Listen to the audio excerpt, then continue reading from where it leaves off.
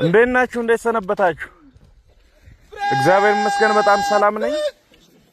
በቅድሚያ እንኳን ለዛሬው ቀን አደረሳችሁ፣ እንኳን አደረሰን ማለት ፈልጋለሁ።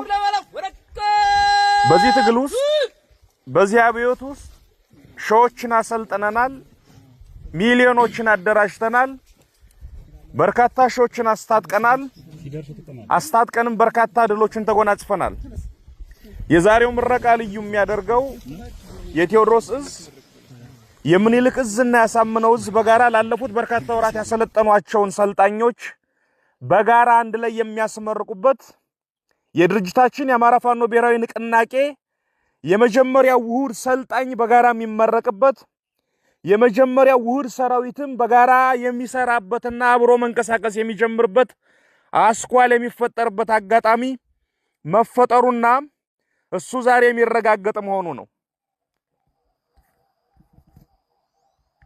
ላለፉት በርካታ ወራት ስልጠና ሲካሄድ የጠላት ጀነራሎች ተፎካክረው በግዳጅ ታዘውም ጭምር ይህን ስልጠና ለማቋረጥ መድፍ ደቅነው ዙ23 አሰልፈው ያልሞከሩት ሙከራ ያልጣሩት ጥረት አልነበረም።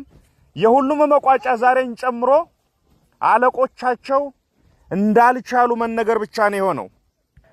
ይህን ስልጠና የወሰዳችሁበት ቀጠና ዲማና አካባቢው ለምጨን ዳግማዊ በላይ ዘለቀ ማሰልጠኛ ተቋም ጀግናው ደጃዝማች በላይ ዘለቀ ሀገራችን ሊወር ከመጣ ጣሊያን ፋሽስት ጋር ከፍተኛ ትንቅንቅ አድርጎ በርካታ ሺዎችን አሰልፎ የተዋጋበት የተፋለመበት ራሱን ከልሎ ትግል የመራበትና ህዝቡንና ራሱን እና ሀገሩን ነፃ የወጣበት ቀጠና ነው።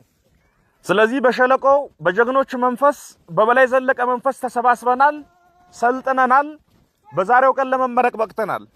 ይህ የድርጅታችን የመጀመሪያው ውህድ ሰራዊት አስፈላጊ የሆነው ነገር በሙሉ ተሟልቶለት ውህዳዊ እንቅስቃሴውን የሚያደርግ ይሆናል።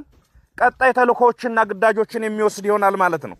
በተረፈ ይህ ስልጠና እንዲሳካ ከፍተኛ ዋጋ የከፈላችሁ አሰልጣኞችና ሰልጣኞች በተለያየ መልኩ ስልጠናውን የደገፋችሁ በቅርብና በሩቅ የምትገኙ ወገኖች እንኳን ደስ አላችሁ እያሉ ላበረከታችሁትም አስተዋጽኦ ከፍተኛ ምስጋናዬን በድርጅታችን አማራ ፋኖ ብሔራዊ ንቅናቄ ስም እያቀረቡ ቀሪውን መልእክትና የሥራ አቅጣጫ በቦታው የሚገኙት ጓድ ዋርካው ምሬ ወዳጆ፣ ጓድ አርበኛ አስረስ ማረና ጓድ ፊታውራሪ ባዩ አለባቸው የሚሰጡን የሚሆኑ በሰላም ዋሉ። በድጋሚ እንኳን ለዚህ ቀን አበቃችሁ፣ እንኳን ደስ አላችሁ።